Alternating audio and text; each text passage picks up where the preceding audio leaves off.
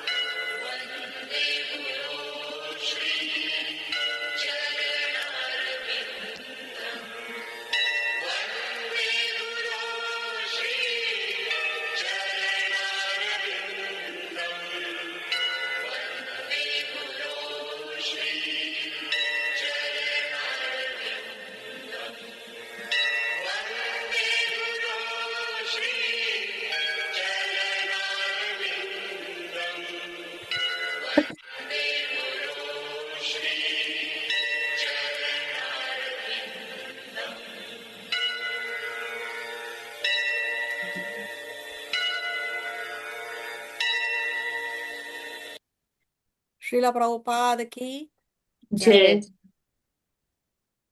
Om Ajnana Timirandasya Jnananjana Shalakaya Chakshurunmilitam Yena Tasmai Shri Gurave Namaha. Namo Om Vishnu Padaya Krishna Prestaya Bhutale Srimate Bhaktivedanta Swamin Iti Namine. Namaste Saraswate Deve Gauravani Pracharine Nirvishesha Shunyavadi Paschatya Deshatarine. Shri Chaitanya Manobhishtam Sthapitam Yena Bhutale Swayam Rupa Karamahyam Dadati Swa Padantikam. Vandeham Shri Guru Shri Yuta Padakamalam Shri Gurun Vaishnavamscha Shri Rupam Sagrajatam Sahagana Raghunathanvitam Tam Sajivam Sadvaitam Savadutam Parijana Sahitam Krishna Chaitanya Devam Shri Radha Krishna Padan Saha Gana Lalita Shri Vishakhanvitamscha. He Krishna Karuna Sindhu Dina Bandhu Jagatpate Gopesha Gopika Kanta Radha Kanta Namostute Tapta Kanchana Gaurangi Radhe Vrindavaneshwari Rishabhanu Sute Devi Pranamami Hari Priye Panchakalpataruvyaschа Kripa Sindhu Vyaevacha Patitanam Pavanebhyo Vaishnavebhyo Namo Namaha. Jai Shri Krishna Chaitanya Prabhu Nityananda Shri Advaita Gadadhar Shrivasati Gaura Bhakta Vrinda. Hare Krishna Krishna Krishna Hare Hare Hare Rama Rama Rama Hare Hare. Om Namo Bhagavate Vasudevaya. Om Namo Bhagavate Vasudevaya. Vasudevaya. Om Namo Bhagavate Vasudevaya. Om Namo Bhagavate Vasudevaya. Om Namo Bhagavate Vasudevaya. Om Namo Bhagavate Vasudevaya. Okay, so on behalf of ISKCON Chile Education Department, we welcome all of you to our weekly Krishna book classes. We have with us here Auntie Nita, Dadmelis, Devina, Dipti Adnani, Durga Prasad, Joli Nandwani, Kamala Nandini Mataji. We have Anjali Karnani, Karuna, Lavina Dadlani, Manju Nihalani. Then we have Makeshwari Mataji, Meenakshi, N.C. Venkachari. We have Priyanka Jha. My husband is there. My parents are there. Then we have Ritu Lalwani, Sheetal Latkar, Shivani, Shreya Kalaria. We have Shri Radhe Hari Devidasi Mataji. We have Swami, Upasna Dalai, Vivansh, and we have a Zoom user. I don't know what's your name. Okay. So what did we see in the previous class?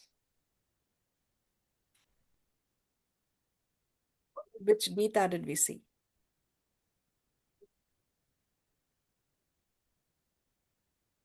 The gopis getting Venugita. by the flute. Venugita. Aha, Venu Gita. Yes, Venu Gita. And Venu Gita is the glorification of Krishna's flute by the gopis. No. Now, these gopis were married or unmarried gopis? Married. Married. Married. Married Married. Yeah. gopis, isn't it? Married. Yes. So today we will see Krishna's pastimes with the unmarried gopis of Vrindavan. How many of you have already read this chapter before? Okay, Auntie Neeta, who else? I also read. Okay, Ritu. Anybody else has already read this chapter?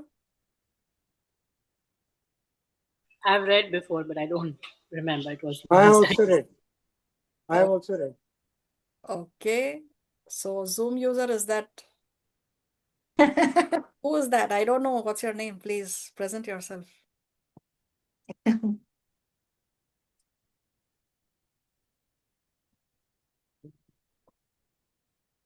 Okay. So let's see. This chapter is a bit controversial for the non-devotees. It's a little difficult to understand for the non-devotees. But by the mercy of Srila Prabhupada, we will try to understand.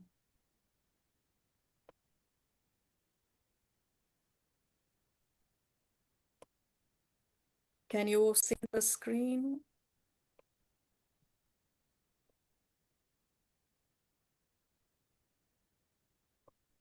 Okay.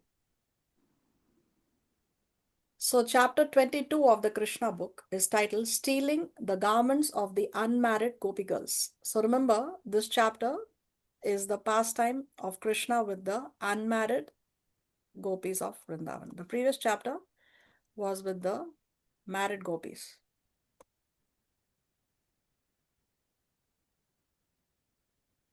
Okay. According to Vedic civilization, unmarried girls from 10 to 14 years of age are supposed to worship either Lord Shiva or Goddess Durga in order to get a nice husband. But the unmarried girls of Vrindavan were already attracted by the beauty of Krishna. They were, however, engaged in the worship of Goddess Durga in the beginning of the Hemant season, just prior to the winter season. The first month of Hemant season is Agrahayana, October-November, and at that time, all the unmarried gopis of Vrindavan began to worship Goddess Durga with a vow. They first ate havishyana, a kind of food prepared by boiling together moong dal and rice without any spices or turmeric. According to Vedic injunction, this kind of food is recommended to purify the body before one enacts a ritualistic ceremony. So, the unmarried gopis, the unmarried girls in Vrindavan, they are very young. Actually, they are less than 5 years old. The Bhagavatam describes them as belonging to the Kaumara age. Kaumara age means less than 5 years. So maybe 4 or 3 years old they are. And they are already desiring to have Krishna as their husband. As a husband. Desire. Yes. So therefore now they are worshipping Goddess Durga in the beginning of the Hemant season. So according to the Vedic system, there are 6 seasons. See. There are 6 seasons, 1, 2, 3, here, Sharad, Hemant, and Shishira. So Hemant season is the pre-winter, early winter season, and it has these 2 months, no? The months of Agrahayana, also known as Margashirsha and Pausha. So each season has 2 months dedicated, no? Or there are 2 months within each season. So it was the Hemant season, and it is the month of Margashirsha when they have taken a vow. No, they want to perform austerities for 1 whole month, this whole month of Margashirsha. And how are they fulfilling that vow? By worshipping Goddess Durga for the whole month. Now, why this particular month, Margashirsha or Agrahayana? Actually, Krishna in the Bhagavad Gita, he says that of the months I am Marga Shirsha. No, Masanam Marga Shirsho Aham. Krishna says Aham. So he is of the months. Krishna says I am Marga Shirsha. So the month of November, December is considered the best of all the months because in India, grains are collected from the fields at this time and the people become very happy. So it is this particular month that the gopis have chosen to worship Goddess Durga with a vow. So what are they doing? They are worshipping her and they are eating a kind of food prepared by boiling together moong dal and rice. So no spices, no turmeric, none of these things to make it delicious or chatpata or anything like that. No, just plain moong dal and rice they are boiling and they are having for one whole month. And then let's see what they do next. All the unmarried gopis in Vrindavan used to daily worship goddess Katyayani early in the morning after taking a bath in the river Yamuna. Katyayani is another name for goddess Durga. The goddess is worshipped by preparing a doll made of sand from the bank of the Yamuna. It is recommended in the Vedic scriptures that a deity may be made from different kinds of material elements. It can be painted, made of metal, made of jewels, made of wood, earth, or stone, and can be conceived within the heart of the worshipper. The Mayavadi philosopher takes all these forms of the deity to be imaginary, but actually they are accepted in the Vedic literatures to be identical with either the Supreme Lord or a respective demigod. So they are making a murti, no? They are making the murti of Goddess Durga or Katyayani Devi from the sand that they are using Metal. on the banks of the river Yamuna. No, so this is actually shastric. This is very much allowed and recommended in the scriptures that you can make murtis, you can make deities of these different materials that are mentioned here, like wood, stone, or Earth, stone, like that. jewels, So metal.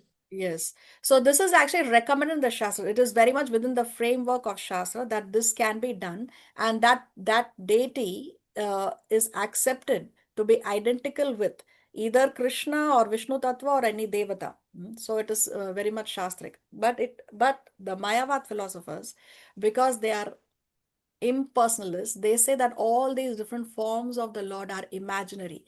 People out of their imagination, they have made these different murtis, and it is their imagination that they think that okay, Krishna looks like this, or Durga looks like this, or Lord Shiva looks like this. No, but it is not imaginary. It is very much within the framework of Shastra, as we see here. And what they are doing every day, they make this murti of Goddess Durga, and then they worship her, and then they do the abhishek. No, they bathe her. But what happens when you bathe a deity made of clay or the sand which they are using from the bank of the Yamuna river, then it will melt. It melts in the water. No, so every day they are making a new murti of Goddess Durga, and every day they are worshipping her. Every day they are bathing her, and then that melts away, and then again next day they are making a brand new murti. So this thing they are doing for one whole month. The unmarried gopis used to prepare the deity of Goddess Durga and worship it with chandana pulp, garlands, incense, lamps, and all kinds of presentations, fruits, grain, and twigs of plants. After worshipping, it is the custom to pray for some benediction. The unmarried girls used to pray with great devotion to Goddess Katyayani, addressing her as follows: O supreme external energy of the personality of Godhead, O supreme mystic power, O supreme controller of this material world, O goddess, please be kind to us and arrange for our marriage with the son of Nanda Maharaj, Krishna. So see the gopis here, they are worshipping Goddess Durga, and they are also glorifying her. They are glorifying her according to what is her correct position. No, so yes, we must glorify the great personalities, but always we must remember that we have to glorify them according to what is their correct position. Otherwise, it's not going to be pleasing for them either. So they are saying here, O supreme external energy of the personality of God. So remember, we have talked about how God has two energies, internal energy and external energy. So they are worshipping Goddess Durga as O Supreme, external energy of the personality of Godhead. No, O Supreme Mystic Power, O Supreme Controller of this material world. So we've already discussed how this material world is like a fort. No, it's a fort is a place which is strictly cordoned off. It's not very easy for some outsider to come inside or an insider to go outside. No, very strict security regulations are there in the fort. So Goddess Durga is the fortress of this material world. If she will not allow a non-sincere person to come out, go out of this material world, no, it's not going to be, she's not going to make it easy. She's going to test you, she's going to test us, and she's going to put in all kinds of obstacles to see if really you are ready to surrender and you are qualified to go out of this fort, no, of this fort of this material world. Therefore she is called as Durga. Durg means fort in Sanskrit, and Durga means the fortress. So Durga Devi is the fortress. So she is the controller of this material world. And now, after glorifying her, now they are presenting with her with a request. What is it that they want? Please be kind to us and arrange for our marriage with the son of Nanda Maharaj, Krishna. The Vaishnavas generally do not worship any demigods. Srila Narottam Das Thakur has strictly forbidden all worship of the demigods for anyone who wants to advance in pure devotional service. Yet the gopis, who are beyond compare in their affection for Krishna, were seen to worship Durga. The worshippers of demigods sometimes mention that the gopis worshipped goddess Durga, but we must understand the purpose of the gopis. Generally, people worship goddess Durga for some material benediction. Here, the gopis prayed to the goddess to become wives of Lord Krishna. The purport is that if Krishna is the center of activity, a devotee can adopt any means to achieve that goal. The gopis could adopt any means to satisfy or serve Krishna. That was the super excellent characteristic of the gopis. They worshipped goddess Durga completely for 1 month in order to have Krishna as their husband. Every day they prayed for Krishna, the son of Nanda Maharaj, to become their husband. Okay, so Srila Narottam Das Thakur, he is a very, very prominent acharya in our disciplic succession. He appeared after the disappearance of Chaitanya Mahaprabhu. But when Chaitanya Mahaprabhu was still physically present on this planet, he already predicted the appearance of Narottam Das Thakur. Because if you read about the pastimes of, actually you can read it here. I will leave that as a homework for you all. In this link, you can read about Srila Narottam Das Thakur.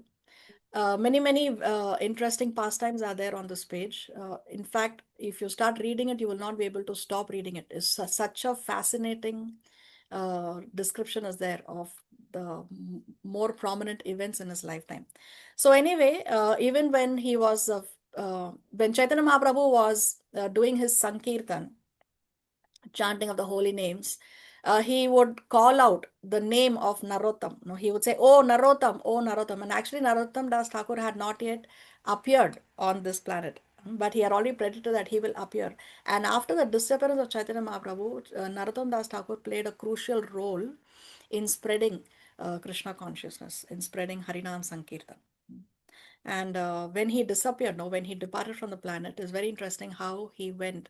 He entered into the, he told his disciples to arrange for his bath, and he enters into the Ganges for his bath, and then he tells his disciples to rub his body. And as the disciples begin to rub his body in the rivers for his bath, they see that his body is actually melting away, and it was turning into milk. And but the disciples had to continue rubbing the body of their spiritual master because it was the instruction of the guru. And but then that's how he disappeared, and ultimately his entire body was dissolved, just as how milk is dissolved into water, and that's how he disappeared. So there are many interesting pastimes like this that you can read on this page later when I share the slides in the group. Why we are discussing so much about Narottam Das Thakur is because when we understand the greatness of the personality, then we will take seriously what he says. If we don't know how great or how elevated a personality is, then we may not take seriously what he's teaching, what he's preaching. No. So anyway, so what is it that Srila Narottam Das Thakur recommends? He strictly forbids the worship of the Devatas for anyone who wants to advance in pure devotional service. So what is the connection between pure devotional service and worship of the Devatas? Who can say?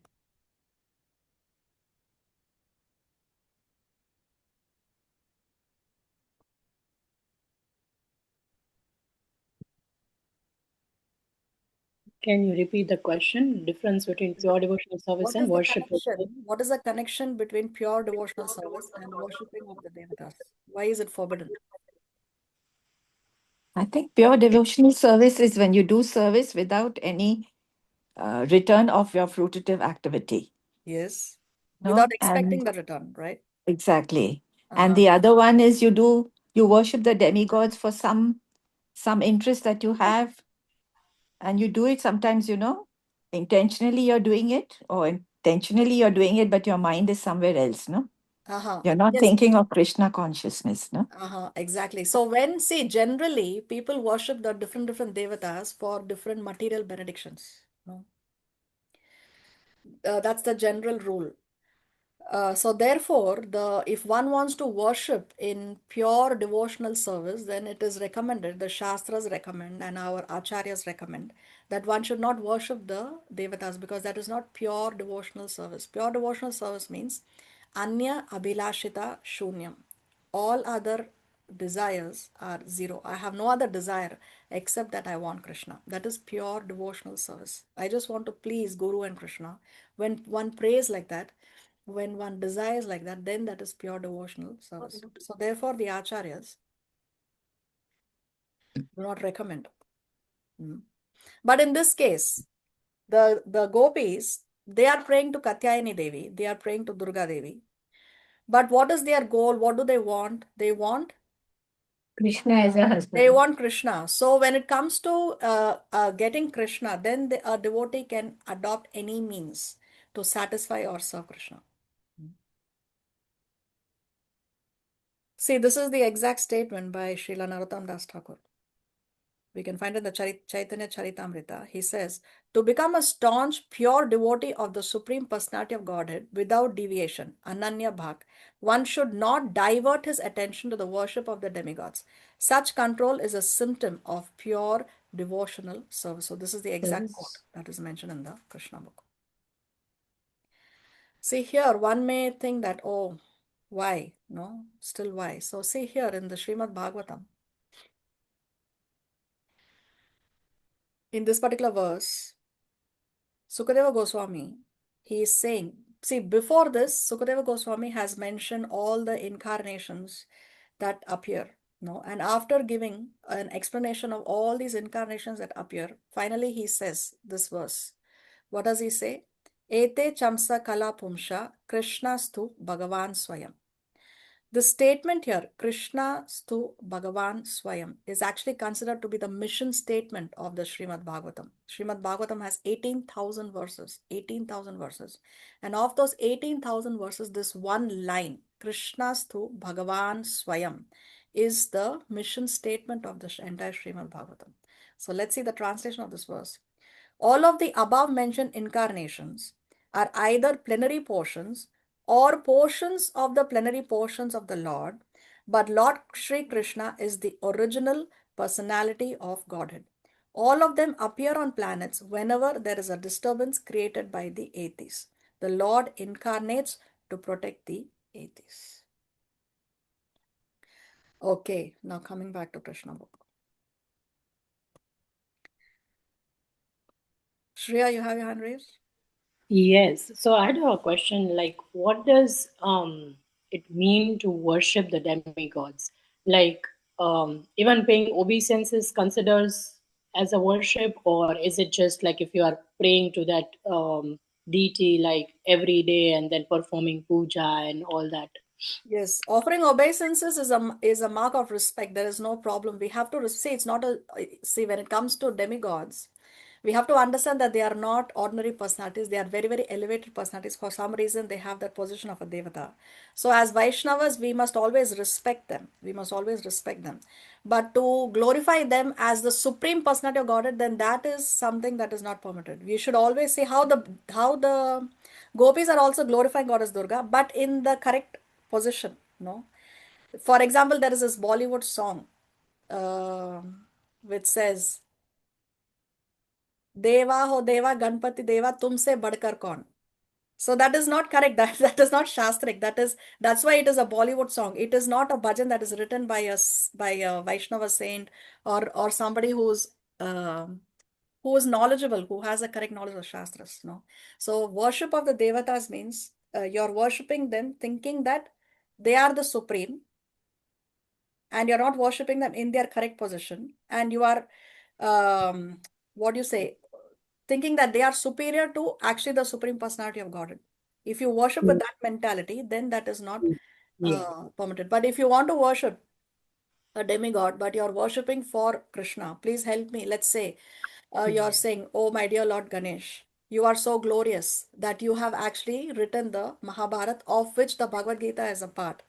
And because of reading that Bhagavad Gita, I am able to advance in my spiritual life. So thank you very much for writing that Mahabharata, no, for being the writer. And please help me overcome the obstacles in my spiritual life. Then that is perfect. Then there is nothing wrong with it. Like that. Yeah. Okay. So just ask for Krishna Bhakti even. Yeah, yeah. Your desire should be spiritual, keeping Krishna in the center. Then there is nothing wrong, and you worship them in their correct position, because then they will also be happy. They will also be happy. If you introduce the governor of Maharashtra as the president of India, it's going to be embarrassing for him also, right? So always in the correct position. Right. Got it. Thank you. You're welcome. Early in the morning, the gopis used to go to the bank of the Yamuna to take a bath. They would assemble together and holding one another's hands, loudly sing of the wonderful pastimes of Krishna.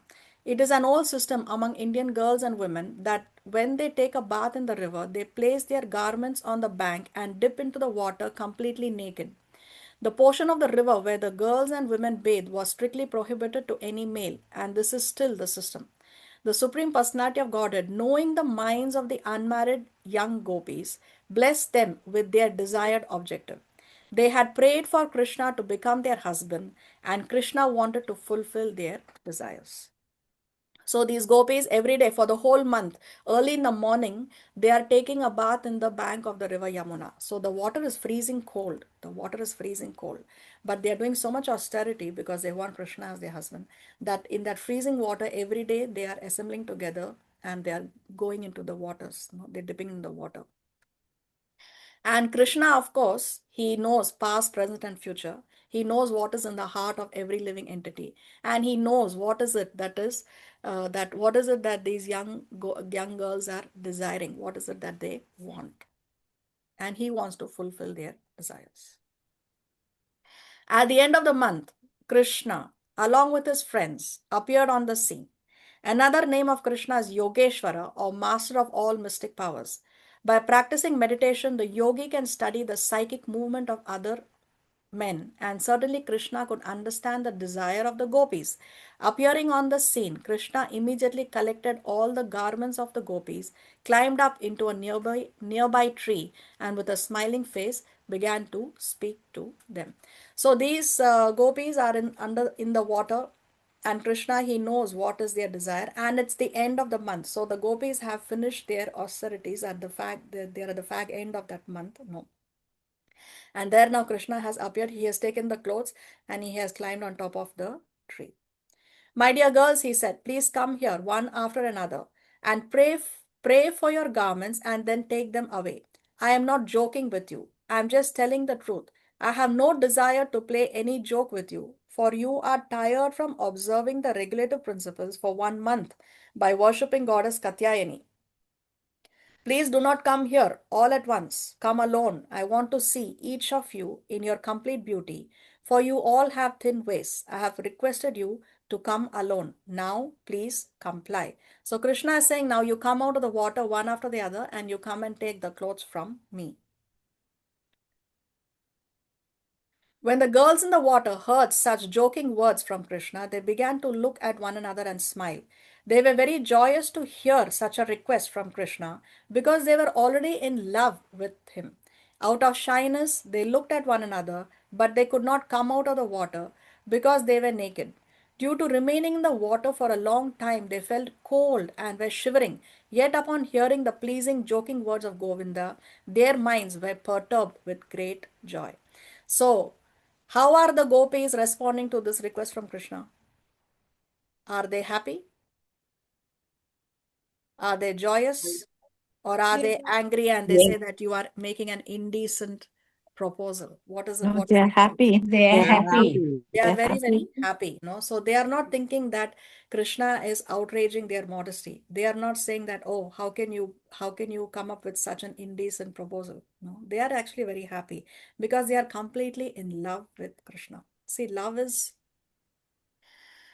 that emotion that can bind you without any prison house, without any bars, without any locks. No, love is that emotion that can actually bind you. So they are completely in love with Krishna. Mataji, can I ask Krishna. a question? Yeah, what's that, Sri Radhihari? You said that these girls are 10, Kumara age, 10 Oh, to less than 5 years old. less than 5 years old, and then 10 to 14 age, and then one more thing you said that they are all married or something like that? The They are all unmarried. unmarried. Okay.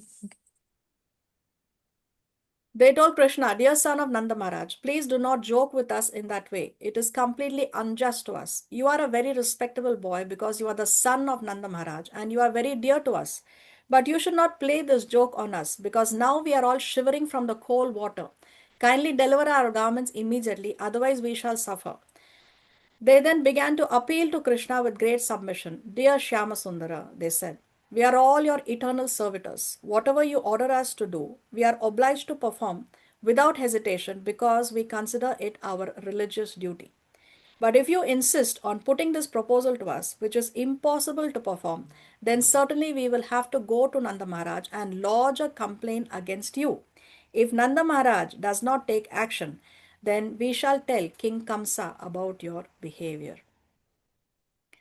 So what are the gopis saying? They are saying that this is an impossible task to perform.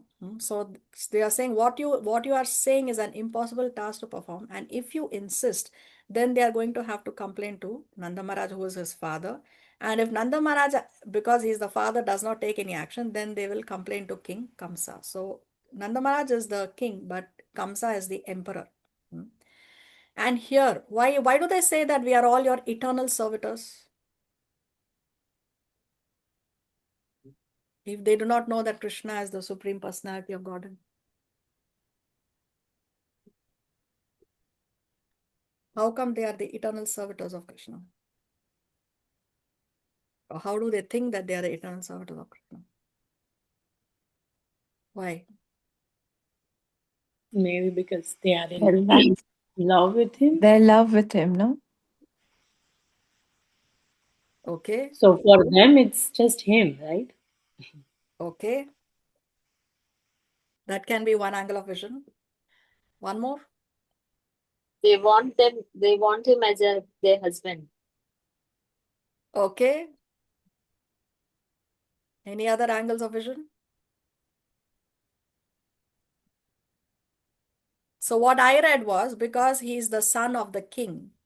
So the son of the king is your leader, no? And everybody else in the kingdom are the servants of the king. They should serve the king. So that's why they are saying that we are all your eternal servitors. Okay. But over here, you mentioned that the gopis were less than 5 years. But why is it mentioned every time between 10 and 15?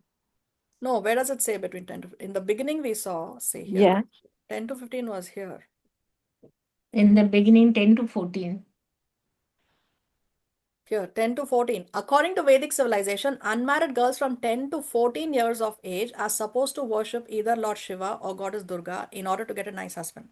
But the Okay. unmarried girls of Vrindavan were already attracted. So they are not yet 10 to 14, but already they are attracted. Okay, okay, okay. Doesn't Got say it. that they are 10 to 14. Okay, Okay, okay. Thank you. you're welcome. And how old is Krishna right now? He has completed 7 years and he's in his 8th year.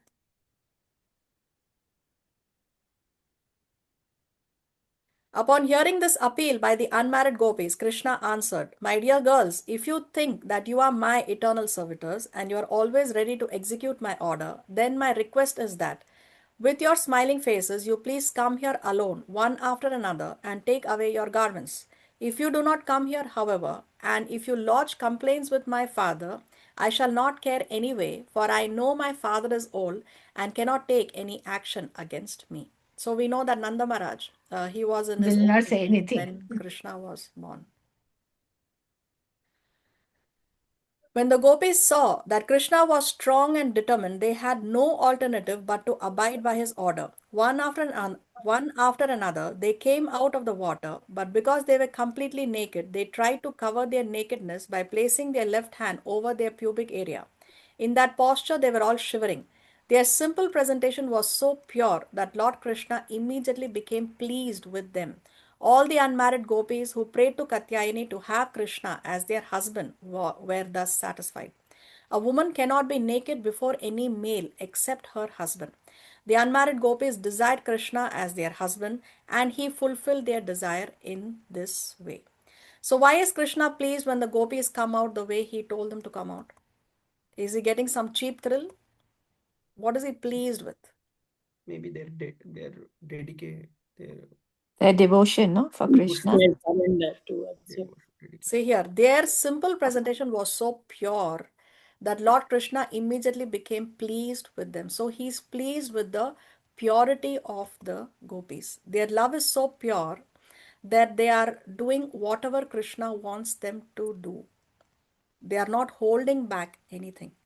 No, as we discussed in the previous class, when Shreya asked, no, how to understand that pastime that the married gopis are going to Krishna, we were discussing how honor is very, very important for a woman. No, in this case, their love for Krishna is so intense, so pure that they are not even holding back their honor. And this was, imagine, 5,000 years ago. And Krishna is pleased with their purity.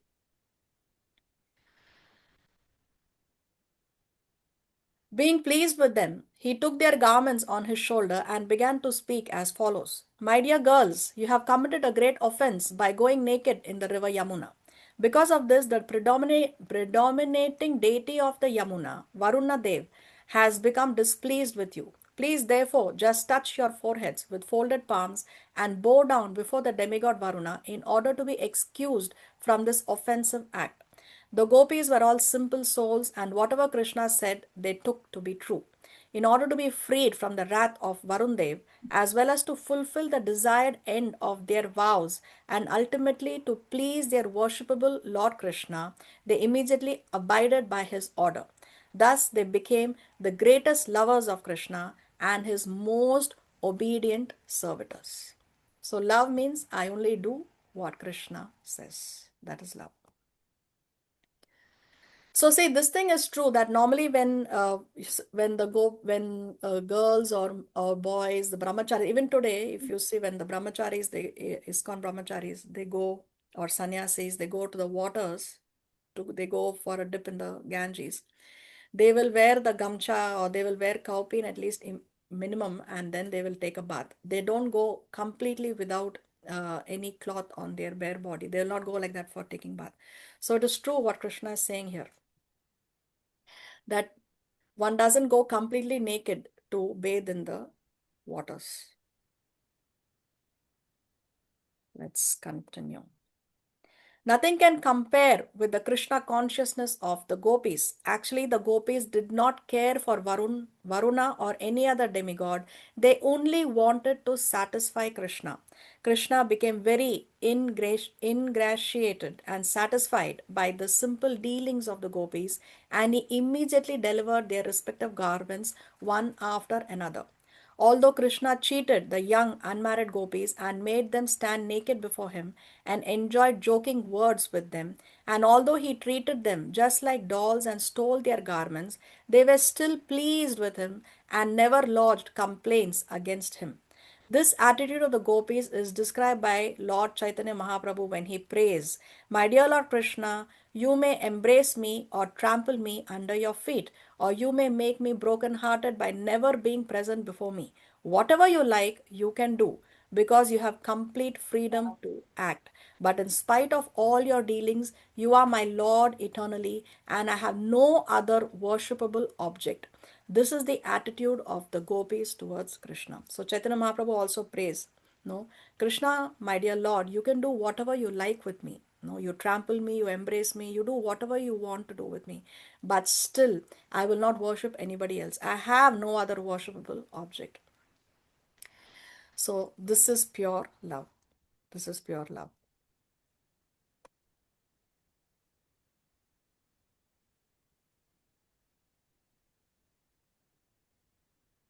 Lord Krishna was pleased with them, and since they all desired to have him as their husband, he told them, "My dear, well behaved girls, I know of your desire for me and why you worship Goddess Katyayani, and I completely approve of your action. Anyone whose full consciousness is always absorbed in me, even if in lust, is elevated. As a fried seed cannot fructify, so any desire in connection with my loving service cannot produce any fruitive result as in ordinary karma." So we have to always remember, when we do some activity in loving service for Krishna, then there is no karmic reaction. Just as how a fried seed can never fructify. See, the same thing, Arjuna had this concern, no, when he had to fight the war.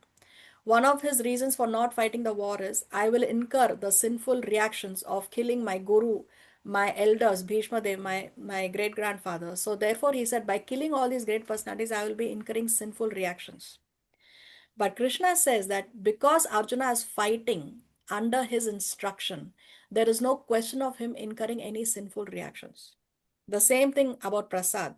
Of course, even a plate of vegetarian food has karmic reaction, because many living entities have died before that plate of food is there on your table. Even when you boil the water, you cook, and even in the growing of the plants, the fruits, the trees, the crops, so many living entities have lost their lives. So even your plate of vegetarian or vegan food is not karma free. It can be karma free only when it is offered to Krishna, because there is a loving devotional service involved. Then that plate of prasad will be karma free. So whenever, see, let's read this line again. As a fried seed cannot fructify, so any desire in connection with my loving service cannot produce any fruitive result as in ordinary karma. There is a statement in the Brahma Samhita, Karmani nirdahati kintu cha bhakti bhajam.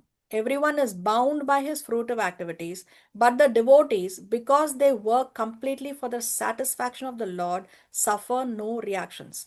Similarly, the gopis' attitude toward Krishna, although seemingly lusty, should not be considered to be like the lusty desires of ordinary women. The reason is explained by Krishna himself. Activities in devotional service to Krishna are transcendental to any fruitive result. So we should not think or compare these dealings of Krishna with the gopis like the ordinary affairs of any ordinary boy and girl. No, the girl is lusty, or the boy is lusty, or the boy is immoral, or the boy took advantage. No, this is completely transcendental, because we have to remember Krishna is God, and the devotees and the gopis are devotees of the Lord. Instead of seeing them as man and woman, we have to see them as God and his devotees. This is how we understand these dealings. My dear gopis, Krishna continued, your desire to have me as your husband will be fulfilled, because it is with this desire that you worship Goddess Katyayani. I promise you that during the next autumn season, you shall be able to meet me, and you shall enjoy me as your husband. So very soon in the Krishna book, we will be reading the pastimes of the Rasa dance, the Rasa Lila. 5 chapters are dedicated to that. And now Krishna is saying, because the gopis did what Krishna wanted, they completely surrendered to Krishna. So therefore now they are qualified, and they will be able to enjoy with Krishna in that rasa dance. That rasa dance is so special. Even Lakshmi Devi was not allowed to participate in the rasa dance, although she is the wife. Although she is the wife. Yes. And Yeah. even we see how Lord Shiva wanted to participate in that rasa dance. So therefore, he takes the form of a gopi, because in the rasa dance, Krishna is the only male. There no other male is allowed. So Lord Shiva takes the form of a gopi, and he is a part of that rasa dance for some period of time. For some period of time he is able to dance. And even now when you go to Vrindavan, there is this deity of Lord Shiva. There is this Shiva Linga, not deity, but Shiva Linga. And that Shiva Linga is dressed up as a gopi. And that Shiva Linga is called as Gopeshwar Mahadev. Gopeshwar Mahadev. Every day morning, he is dressed up as a gopi, and then in the evening, he is dressed in his normal attire. So this Rasa dance, this Rasa Lila is so special that great personalities like Goddess Lakshmi and Lord Shiva also wanted to participate in this. And Krishna is saying that because now you have completely surrendered, you have done whatever it required to please me, and Krishna is pleased by their purity. Therefore, now you will be able to participate in that supremely transcendental, special Rasa dance. Later, Krishna, in the company of his cowherd boyfriends, took shelter of the shade of some trees and became very happy. Thus he addressed the inhabitants of Vrindavan: My dear Stoka Krishna, my dear Varutapa, my dear Bhadrasena, my dear Sudama, my dear Subala, my dear Arjuna, my dear Vishala, my dear Rishabha, just look at these most fortunate trees of Vrindavan. They have dedicated their lives to the welfare of others. Individually, they are tolerating all kinds of natural disturbances such as hurricanes, torrents of rain, scorching heat, and piercing cold. But they are very careful to relieve our fatigue and give us shelter. So now what has happened? Krishna has given the gopis their clothes back. And that time Krishna was accompanied by some of his cowherd boyfriends. Now these cowherd boyfriends who were accompanying Krishna at that time, they were toddlers. They were toddlers and they were hardly able to speak. Their speech was what do you call it? Not clear. No, like how when toddlers they begin to speak, they don't speak very clearly. So these other boys were there with Krishna at that time. And after Krishna has returned the clothes to the gopis, then he and these other friends of his are in the forest. And here Krishna begins to glorify the trees. He's beginning to glorify the trees. So he says, my dear friends, I think they are glorified in this birth as trees. They are so careful to give shelter to others that they are like noble, highly elevated, charitable men who never deny charity to one who approaches them. No one is denied shelter by these trees. They supply various kinds of facilities to human society such as leaves, flowers, fruit, shade, roots, bark, flavor extracts, and fuel. They are the best example of noble life. They are like a noble person who has sacrificed everything possible, his mind, body, activities, intelligence, and words for the welfare of all living entities.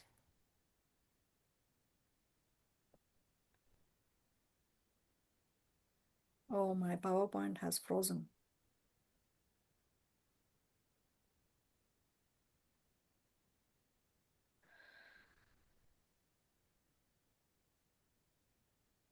Dharmelis, you have your hand raised? Yes, Mataji, I have a question. The Rasa dance was for the gopis that were in the Yamuna River, right? The gopis Or of you're talking Vrindavan. about another gopis? Yes, the gopis of Vrindavan. Oh, okay, thank you. You're welcome.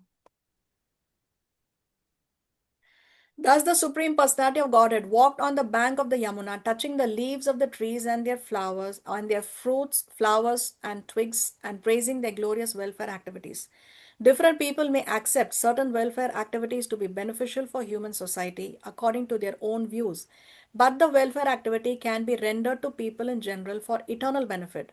Is the spreading of the Krishna conscious movement. So, what is the best welfare activity that you can do? Krishna conscious. Spreading of the Krishna conscious movement, not just Krishna conscious. I mean, one can be a devotee, practice your 16 rounds, follow your regular principles, listen to lectures. Uh, that is for your own personal spiritual benefit. But what about spreading it, giving it to others? Because we must always think, no, we have become fortunate. We should always help to make other people fortunate. So Krishna conscious movement is not just that one should progress. Yes, one should progress, but along with one should always help other people progress in their Krishna consciousness. So therefore, the spreading of the Krishna conscious movement is considered to be the best welfare activity. Everyone should be prepared to propagate this movement. As instructed by Lord Chaitanya, one should be humbler than the grass on the ground and more tolerant than the tree.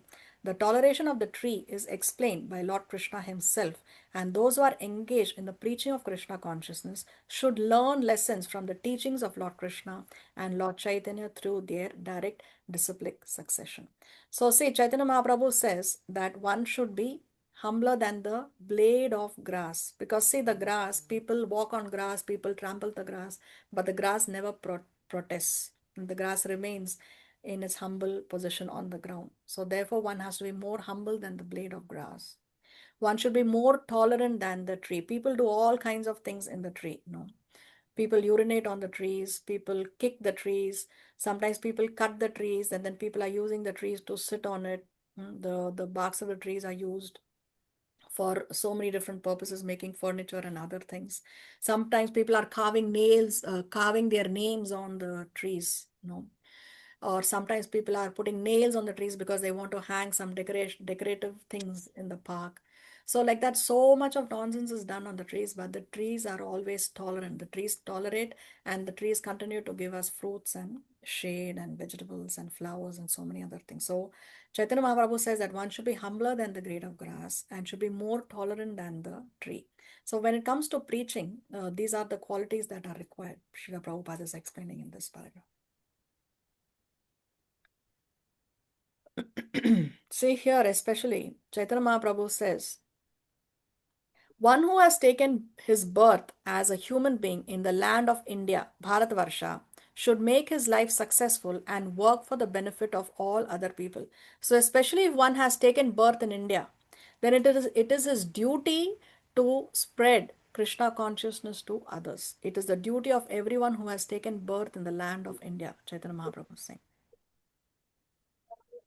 And Krishna himself also says this in the Bhagavad Gita, that he also comes to mitigate the sufferings of humanity. These two verses every Indian knows. No?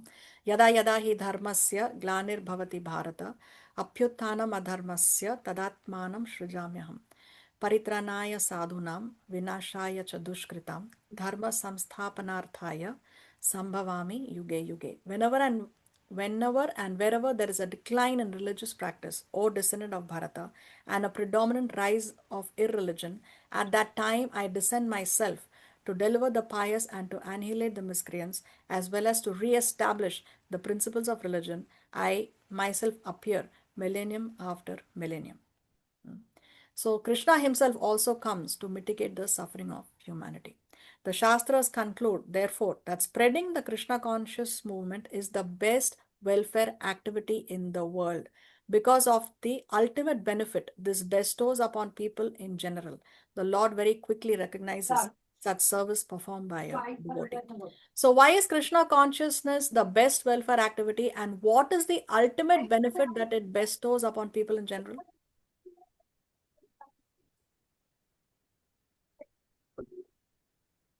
The Lord will recognize all these services and he will accept you. He's the best. He will consider you as the best devotee. Correct. And the people who are receiving Krishna consciousness, how are they eternally benefiting? Because if we give like food, water, clothes, everything, that is going to just benefit them just for that lifetime. But teaching Krishna consciousness and accepting that will benefit them eternally. Exactly, yes. And I remember a couple of years ago, you told me something that you heard in another class. One example, you remember, of a child who has, would you like to repeat it? Yeah. Yes. So it said like there was a child who was lost, and then he was just asking for his father or his parents, and then one person came and gave him food. He was like he didn't have food or clothes, so one person gave food to him, and but he was still crying, and the other person came and gave him clothes, and he was still crying. And then ultimately one person came and brought his father to him or his parents to him, and then he became happy. So it's like when you meet somebody, when you give them Krishna consciousness, it's like you are meeting their father to him, giving their father to him. So food, clothes, water is all like for this lifetime. Yeah, Yeah. yeah. Giving food, shelter, clothing is fine, is okay. But when you reunite the lost child with his father, then the child is the happiest. So when we give Krishna consciousness, we are helping the conditioned souls to reunite with their lost father, their loving father, Krishna. That's why it is eternal. So this example that you said in a class 2 years ago, it stayed with me. And I use it a lot in my classes also. Okay. See here again, Chaitanya Mahaprabhu says, Yare dekha tare kaha Krishna upadesha. Instruct everyone to follow the orders of Lord Shri Krishna as they are given in the Bhagavad Gita and Srimad Bhagavatam. In this way, become a spiritual master and try to liberate everyone in this land. So whoever you see, Yare dekha tare kaha, what you have to tell them? Krishna upadesh. Krishna upadesh is there in the Bhagavad Gita and Srimad Bhagavatam. This is also the instruction of Chaitanya Mahaprabhu. And Krishna in the chapter 18 of the Bhagavad Gita, the very end of the Gita, he's almost on the verge of speaking he's the last few verses of the Bhagavad Gita. That time Krishna says, for one who explains this supreme secret. So this supreme secret is what Krishna has spoken in all those 18 chapters. No, Krishna says, for one who explains this supreme secret to the devotees, pure devotional service is guaranteed, and at the end he will come back to me.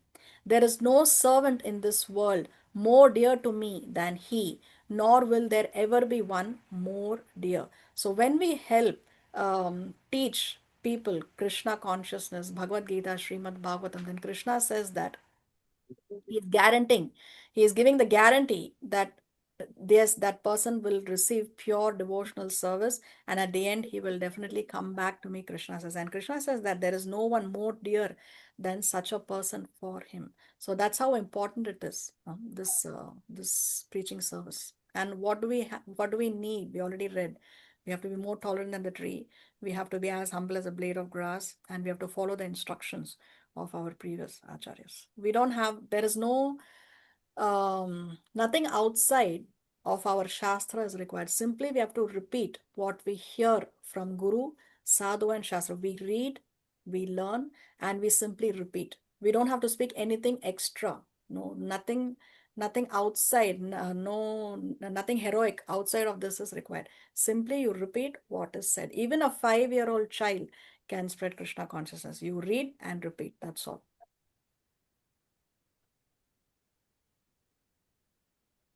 While passing through the forest of Vrindavan on the bank of the Yamuna, Krishna sat down at the beautiful spot and allowed the cows to drink the cold and transparent water of the Yamuna. Being fatigued, the cowherd boys, Krishna and Balaram, also drank. After seeing the young gopis bathe in the Yamuna, Krishna passed the rest of the morning with the boys. Thus ends the Bhaktivedanta purport of the 22nd chapter of Krishna, stealing the garments of the unmarried gopis.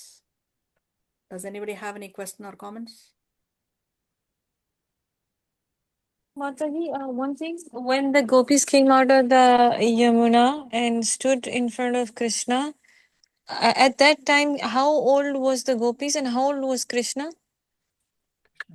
The gopis were below 5 years. Okay, I get it. 4 Okay, years or 3 years. Krishna has completed Verse 7 years 7, and he is 8. in the 8th year. okay, thank you. You're welcome. Priyanka Jha? Hare Krishna Mataji, Panchan Pranam. Right now Durga Puja has gotten over, so I was reading this. So I had a question that what should be our mood be of unmarried girls while offering prayers to Durga Devi? Since we cannot imitate the gopis, so what should our mood be while praying to Goddess Durga? You can pray to Goddess Durga, please help me advance in my spiritual life. Please help me get a good Krishna conscious husband who will support me in my Krishna consciousness. Help me get a good devotee husband. Help me overcome my obstacles. Help me follow the instructions of the Bhagavad Gita with full sincerity. All these blessings, all these prayers, because it has Krishna in the center, It is authorized. Okay, Mataji, thank you. But if you ask Durga Devi, I want a bigger house, I want a rich husband, I want a handsome husband whom I can show off to my friends, then that is materialistic. Okay? Thank you, Mataji. You're welcome. Hare Krishna. Hare Krishna. Anything else?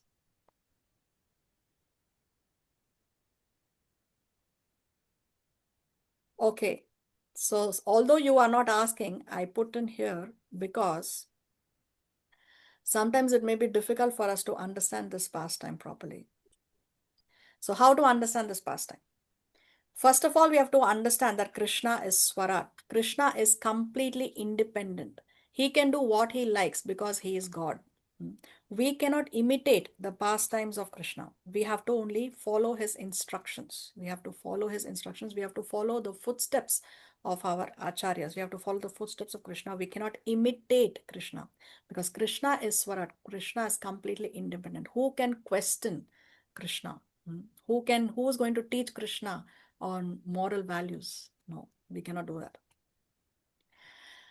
Then see here, those who have no faith, no love for Krishna, and have their brains filled with all sorts of perverse thoughts will get agitated seeing God doing anything beyond morals. Such people try to justify their own lust under the pretext of Krishna's pastimes. So because people have no faith or no love for Krishna, then they say, oh, if Krishna can do it, then why can't I do it? No. Or why is it that I am not allowed to do it, but Krishna is doing it? No. Because, see, this is the reason why Sukadeva Goswami has spent 9 cantos. Srimad Bhagavatam has 12 cantos, 335 chapters, 18,000 verses. So Sukadeva Goswami in the Srimad Bhagavatam has spent over 200 chapters before he can describe this pastime of Krishna with the gopis. Right? When we read those 200 chapters, then we fall in love with Krishna. Then we can understand Krishna, we can understand the potency of Krishna, we can understand Krishna's love for his devotees. And then only we can understand such intimate pastimes. This is the reason why over 200 chapters are spent by Sukadeva Goswami before he begins to describe such intimate pastimes of Krishna and the gopis. But of course, because now we are doing Krishna book under the guidance with the commentary of Srila Prabhupada, under the guidance and protection and commentary of our founder Acharya Srila Prabhupada. Therefore, we are reading this without reading the previous 9 cantos. But actually, Sukadeva Goswami has spent 9 cantos before he describes this particular Lila. See, there is this Bollywood song, no? वो करे तो रास लीला मैं करूँ तो character ढीला. So this is exactly what is happening here. Such people try to justify their own lust under the pretext of Krishna's pastimes. Because Krishna does it, so I am allowed to do it. And therefore I am justifying my own lust. No, this is exactly what that Bollywood song is teaching the people in general. Krishna's Leelas cannot be understood by worldly people and should thus not be emulated by mere mortals. People want to copy. Okay, Krishna is dancing with the gopis, so therefore I should also dance with the gopis. No, we cannot imitate the pastimes of Krishna. And Srila Prabhupada would say, okay, you want to imitate Krishna dancing with the gopis, then why don't you first imitate the Govardhan Lila? Why don't you first try to lift the Govardhan hill on the little finger of your left hand, and then you can try to copy Krishna dancing with the gopis. So if you can't copy the Govardhan Lila, then how can you, if you can't imitate the Govardhan Lila, then how can you imitate the Rasa Lila or Krishna's pastimes with the gopis?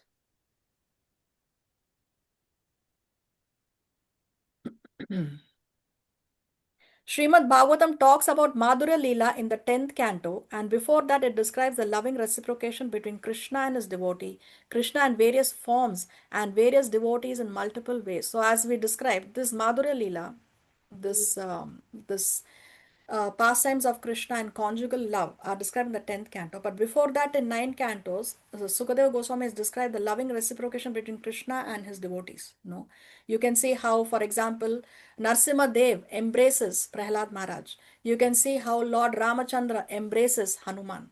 So when we see the loving pastime between the Lord and the devotees, then we can understand the loving pastime between Krishna and his devotees in the Madhurya Rasa in the 10th canto. Before we understand the pastimes of Krishna and gopis, we have to understand that this is not just male or female, this is God and his devotee. When we see Krishna as God and the gopis as the devotees, then we can understand that this is not something that is on the bodily concept. No, Bhagavad Gita first lesson that Krishna gives to Arjuna is you are not the body, you are spirit soul. So we have to overcome this bodily concept of life. No, not see them as male and female. No, God and his devotee. This is how we should see and understand this pastime. The gopis bathing in the lake symbolize Jivatma, the spirit soul. On top sitting on the tree is Krishna, who is the Paramatma, God. The clothes of the gopis symbolize attachments. Krishna stole these clothes attachments from the gopis. The clothes symbolize the attachments of shame, modesty, ego, and attachments to the body. Anything which makes you feel embarrassed to come in front of Krishna, Krishna will remove it. And the gopis' love surpassed their any so-called attachments or need for clothes. So initially there was some hesitation on the part of the gopis. No, because they were trying to protect their modesty. But when it comes to Krishna, it is you have to surrender everything. So nothing can hold you back. So therefore, this is what this pastime of Krishna stealing the clothes of the gopis symbolizes. In Madhurya Bhava, in the highest level of surrender, you offer your body to Krishna. See, Madhurya Bhava, see, we know there are 5 rasas, no? 5 rasas. Or relationships, or how you relate to Krishna, the conjugal. So Madhurya Ras is the conjugal relationship, and in the conjugal relationship is the highest bhav of all the 5 bhavs. We have Shanta Ras, neutral, then we have the bhav of friendship, Sakhya Ras. I'm sorry. Then above that we have Dasya Ras, servanthood. Then above that we have Sakhya Ras, which is friendship. Above that we have the parental Vatsalya Ras, and above that is the Madhura Ras, conjugal relationship. So in each of these, there is a certain degree or intensity of love, but the intensity is the highest in the Madhurya Ras. In the Vatsalya Ras also there is a lot of intensity, but what you do with your lover, with your husband or with your wife, you will not do with your parents. No, that much of intimacy is not there even with the parents. So therefore, in the Madhurya Bhav, which is the highest level of surrender, you offer even your body to Krishna. See, trapped in material world, a woman gives her body to a material man, which is made of blood and bones. Krishna is the ultimate and greatest lover of all of you. But if you want him, then you must give your complete self-surrender. That is bhakti.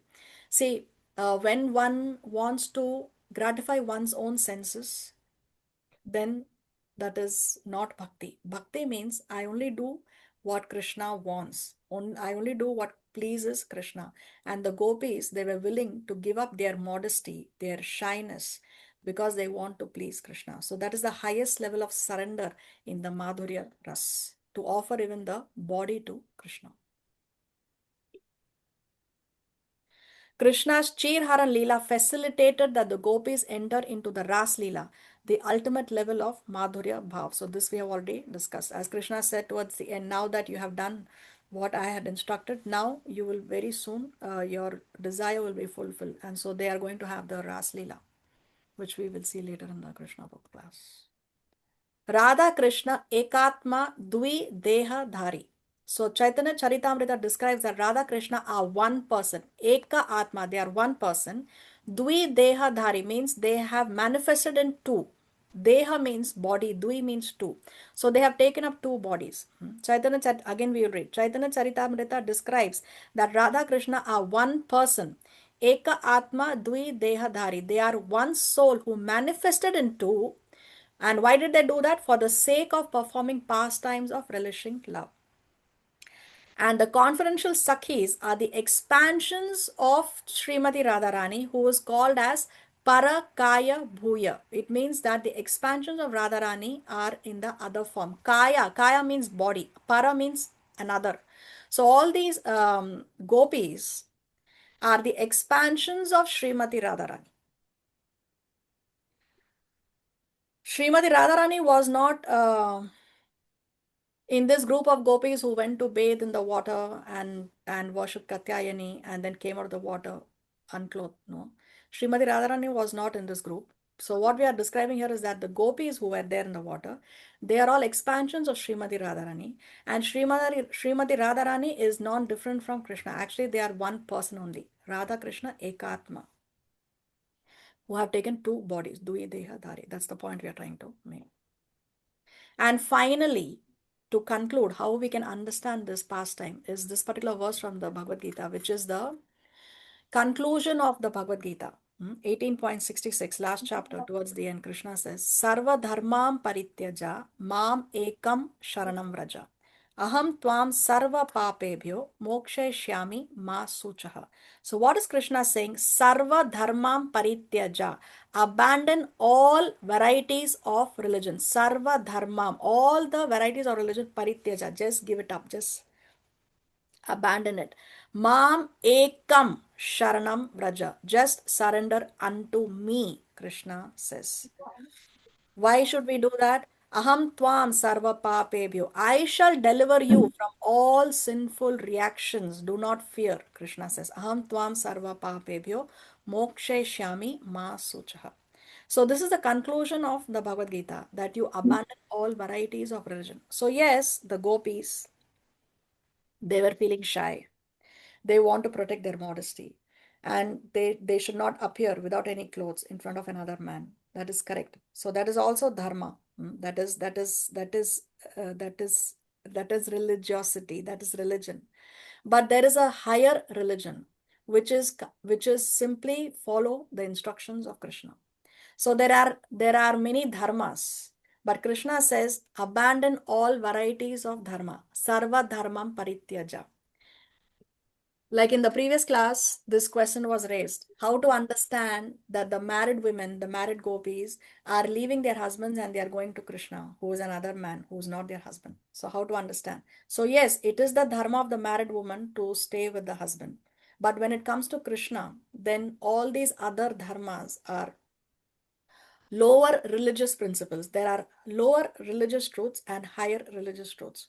In Bhagavad Gita also, Arjuna, he told Krishna that I am confused what dharma I should follow. Because on one side is Kula Dharma. Kula Dharma means he has to protect the members of his Kula, of his family. But on the other side is a Kshatriya Dharma. Kshatriya Dharma means he has to fight as a Kshatriya.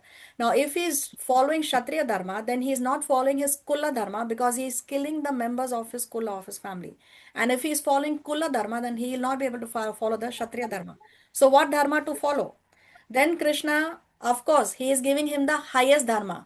Just follow what I say. That is the highest Dharma. So, there are lower religious principles and higher religious principles and the highest religious principles. So in this case, the gopis, they follow the highest religious principles. Mataji, in the previous PowerPoint, Radha Krishan won because of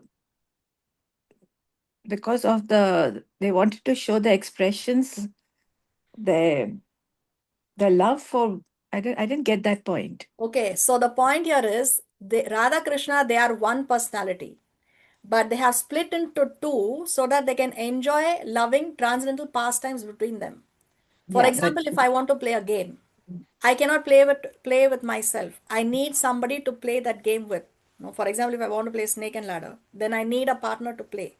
So like this, in order to enjoy the loving pastimes, therefore they split into two. Radha and Krishna as two personalities, but actually they are one. Okay. Thank you. You're welcome. Okay, so on that note, by the mercy of Sri Guru and Sri Krishna, we come to the end of today's presentation. Srila Prabhupada ki Jai. Okay. Shreya, you have your hand raised? Yes, I'm trying to understand this. So, then it's not. I mean, we don't like if there's an altar or there, right? Like we don't change our clothes in front of like the altar or anything, right? Even like during the menstruation phase, we don't go near the Lord. So then, how this is correct and how this is not correct? Is Because it we are because not at the level of the gopis. right? Yeah. Okay. We are not at the level. When you are at the level of gopis, then you can do all those things. That is not Okay. possible. So that's why we cannot imitate the great personalities. We have to only follow the instructions. They can do it, we cannot do it yet. So we just have to try and get there. Try and purify the hearts and pray to Krishna for his mercy, pray to the Guru for his mercy, and try. Someday you will be in Goloka or you will be in Vaikuntha according to what you deserve and desire. And another point I forgot to mention, another reason, another point to help us understand this pastime is that these gopis, some of them are Nitya Siddhas. They were with Krishna in Goloka, and when Krishna came, he brought them with him for the sake of doing these leelas. Okay, so they are all the eternal associates of Krishna for these pastimes. So when Krishna came to the material world, he brought all these gopis with them. And some of these gopis are brahmanas from the previous lifetime when Lord Ramachandra was displaying his pastimes on this planet, and these brahmanas were his devotees, and they said that they want to associate with him in Madhurya Bhav. And then Lord Ramachandra said, no, but in this lifetime, I have already taken the vow of having only one wife, Ekapatni Vrata. So Ram said, I have already taken this Ekapatni Vrata, so I cannot accept you as my lovers or I cannot accept you as my wives.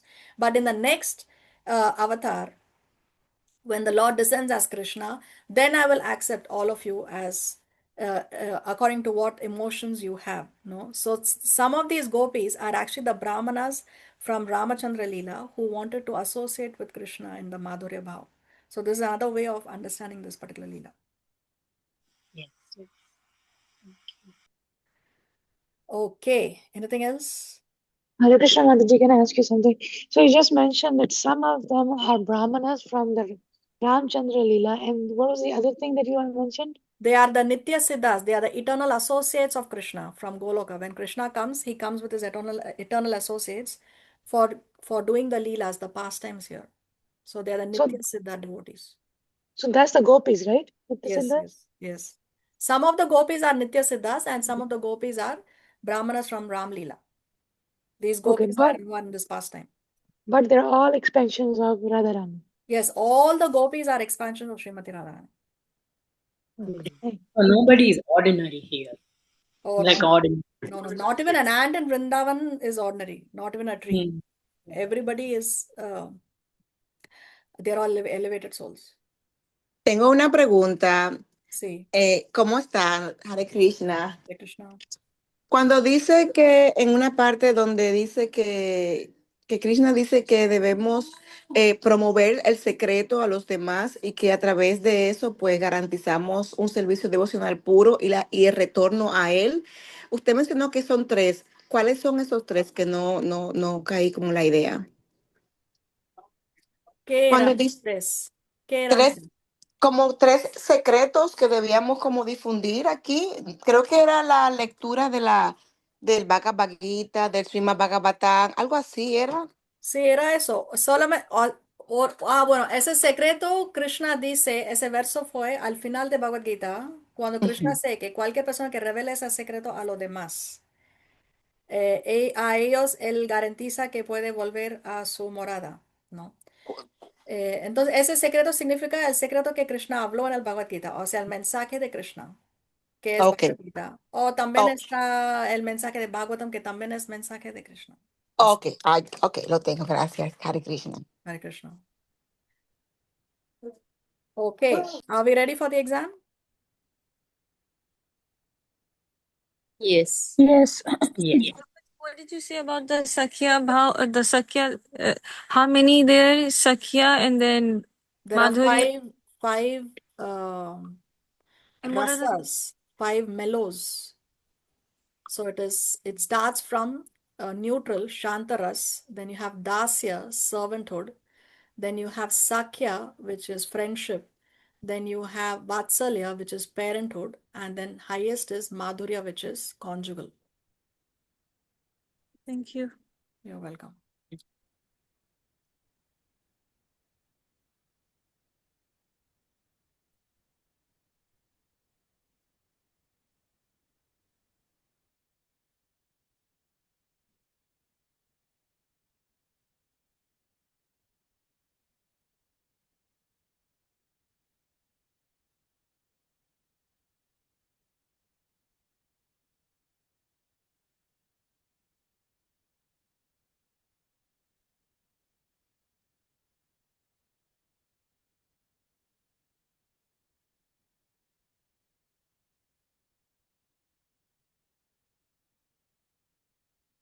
Okay, so your link for the exam is coming up in your chat right now.